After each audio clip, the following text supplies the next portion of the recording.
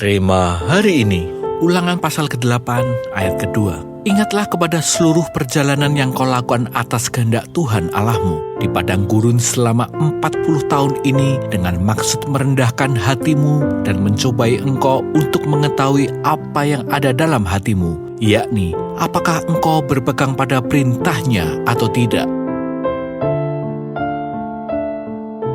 Ayat ini mengajarkan bahwa perjalanan bangsa Israel di padang gurun adalah ujian untuk merendahkan hati dan mengungkapkan ketulusan mereka dalam menaati Tuhan, sehingga karakter mereka dibentuk sesuai kehendaknya. Nelson Mandela, seorang pejuang hak asasi manusia, menjalani proses berat ketika dipenjara selama 27 tahun karena perjuangannya melawan sistem apartheid di Afrika Selatan. Alih-alih menjadi pendendam, Mandela justru menunjukkan kemurnian hati dan kebesaran jiwanya yang kemudian menjadikannya simbol perdamaian dan kemerdekaan. Tahun-tahun di penjara menguji karakter Mandela, mengungkapkan kekuatan dan kemurnian hatinya sehingga pada akhirnya ia dihormati sebagai penerima Nobel Perdamaian pada 1993. Perjalanan bangsa Israel di padang gurun selama 40 tahun adalah bentuk ujian serupa. Meskipun tampak seperti kesulitan, perjalanan itu sebenarnya adalah pendidikan dari Tuhan untuk menggembleng mereka, layaknya seorang ayah yang mengajari anaknya. Bukan hukuman, melainkan proses untuk membentuk kerendahan hati, menghilangkan kemalasan, dan mengubah mentalitas budak menjadi mentalitas seorang pejuang.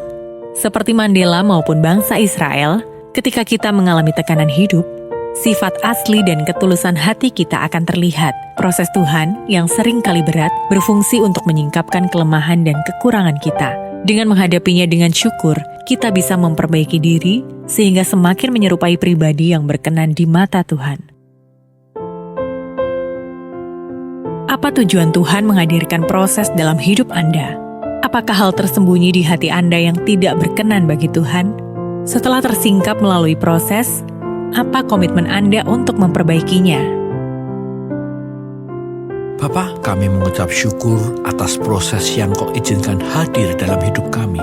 Biarlah apa yang selama ini tersembunyi di hati kami, yang mendukakan Engkau, bisa kami ubah dan perbaiki, sehingga hidup kami ini menyenangkan dan membawa kemuliaan bagi nama-Mu. Di dalam nama Tuhan Yesus, kami berdoa. Amin. Proses dari Tuhan hadir untuk menyingkapkan apa yang sesungguhnya tersembunyi di dalam hati kita.